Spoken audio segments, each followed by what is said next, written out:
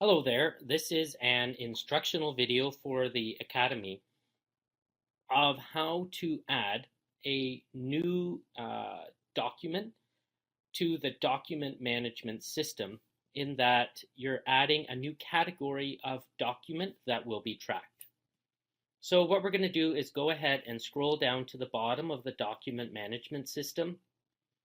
As a manager or instructor or administrator, you're going to see these four other options that a user, staff member, or student does not see. They only see these first three.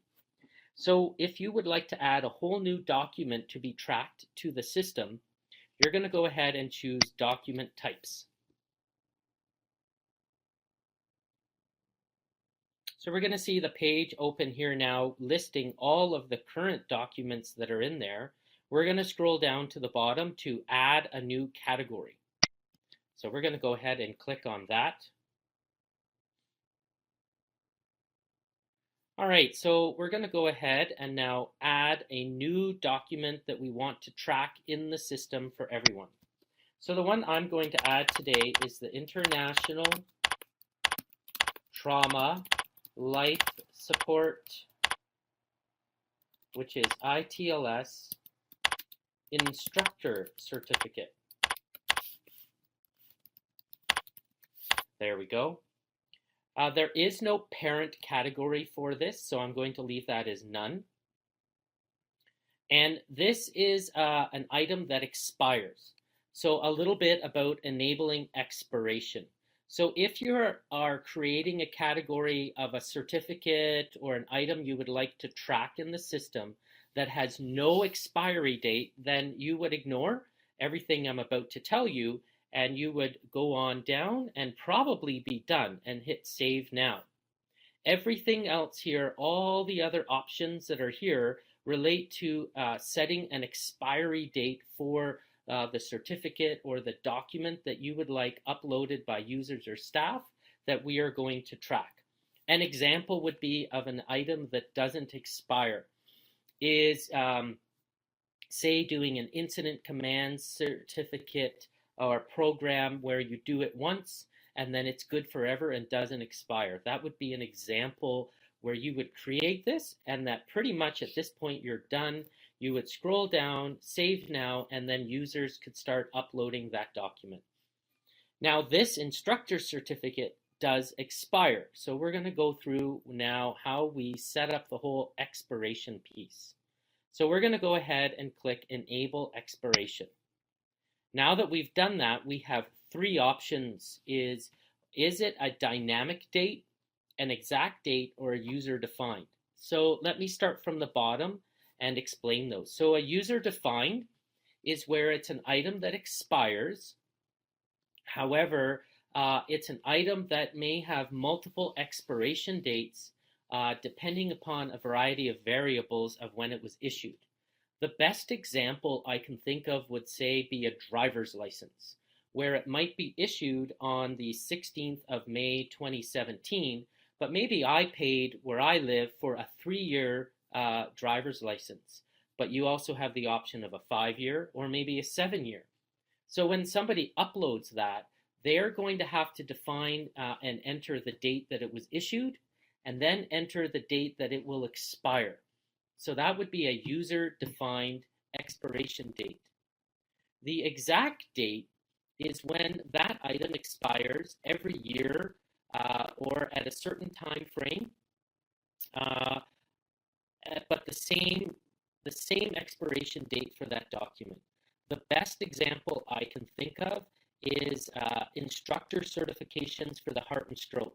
So my ACLS instructor certification expires every year on December 31st.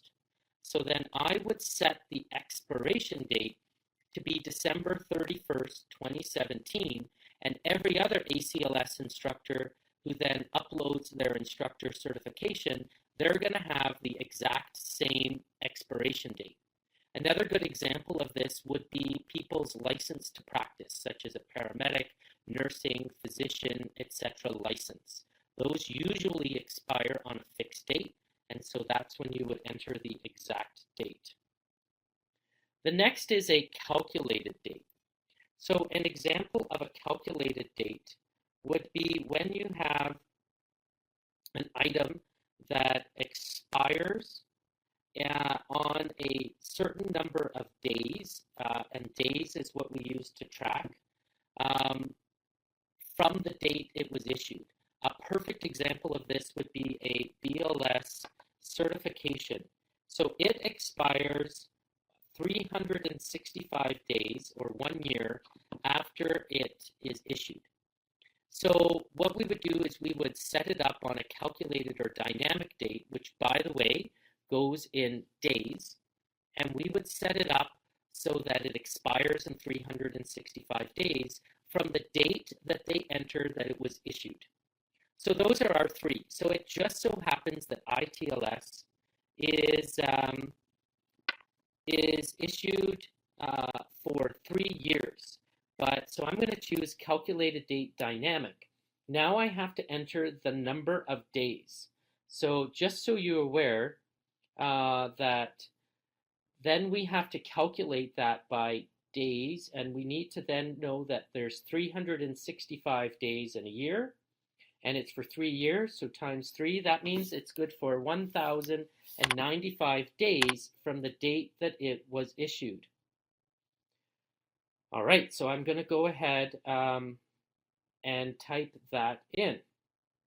The next thing is I'm going to ignore the static because it's not a static date and it's not related to any course. And now know that the comment section is only something that our instructors, managers, or administrators are going to see. This is not something that the students, staff, or other users enter. Great, so now that we've enabled an expiration date that is dynamic, we need to go ahead and set some thresholds for notifying the user that the item is going to expire eventually. So that's what this section is going to be. So what we're going to do is we're going to look at here, and we're going to first enable notification threshold overrides. So what we want to do is set up exactly who we want to be notified. So we have 5 notification options, and we're going to use them all. So the very first notification we want is the user only to receive a notification, and we want it set in years, months, and days, respectively, before the item expires, based upon the calculation of 1,095 days. All right? Okay, so what I'm going to do right now is go ahead and set that as I want to notify the user. And what I'm going to set is I want them notified within 90 days of the item expiring. So that's going to be my first notification threshold, is that they will get notified within 90 days of its calculated expiration date. The next one is I would like to notify the user as well, but I'd like to choose a cohort of people that I've already set up to also be notified. So just a reminder, if you need to set up a cohort of people to be notified, you would go to Site Administration, Users, Accounts, and Cohorts, and create a cohort of people that are already users on the Academy site to be notified of this expiration date.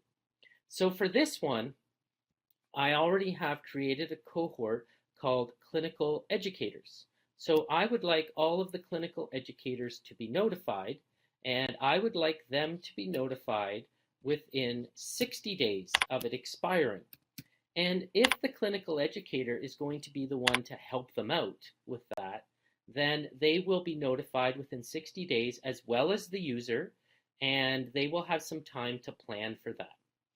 So my next one is I am going to go ahead and then set up also another one for the clinical educators and the medical operations managers, that this is going to expire within 30 days. Okay. And so So there we go. I've set that up. So the next one I would like to have is to also notify the user, the clinical education and medical operations manager, of the date that it does expire. So I'm just going to go ahead and put in zeros. So again, they know that it has now completely expired. One of the things I want to let you know that I haven't been clear about is if the user, after receiving a notification, goes ahead and uploads a new document with a new expiry date, then of course the notifications are going to stop and the whole system resets again for, say, another 1,095 days.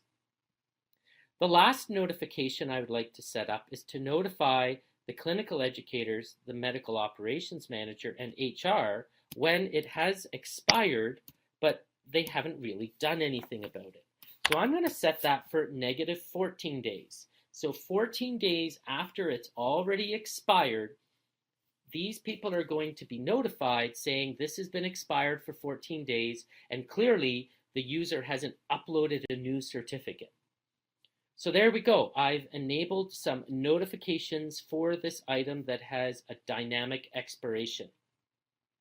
The last is the default verification group. And that is the person that gets notified, or the people that get notified when the item's been uploaded. So right now, again, we're going to choose a cohort, and we're going to choose the clinical educators. And we would like this that every time somebody uploads a new document, we get notified right away that that document has been uploaded. So now I have created a whole new dynamic expiring document into the document management system that then staff and users can upload into. So I'm going to go ahead and hit Save Now.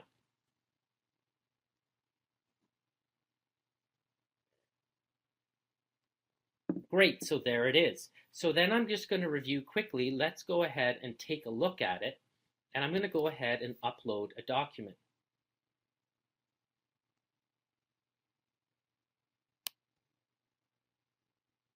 So to upload that document, what I'm going to do is I'm just going to go ahead and show you how to do that. I have created a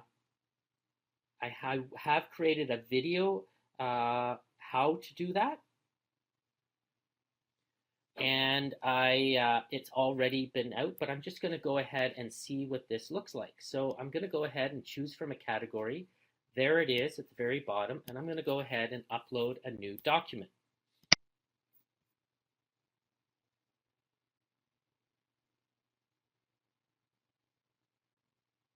Okay, so this is what it would look like for any user.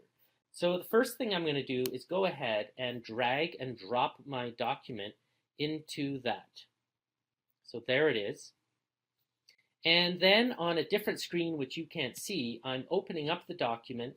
There it is. And I'm just going to take a look at the date. I just moved it over here. So it was issued on the 8th day of January of 2015. So I'm just going to go ahead and choose the 8th day of January of 2015. And then I'm going to go ahead and verify it myself because I just happen to be a clinical educator. Now, if I were a user, I wouldn't see this. It would get submitted. And then one of the clinical educators has to log in and verify that what I have uploaded is actually truly an ITLS certificate, and that I've typed in the issue date so that the automatic calculation of 1,095 days to the expiration date and all the notifications works. But I've looked at it, I'm an educator, so I'm going to go ahead and hit upload now.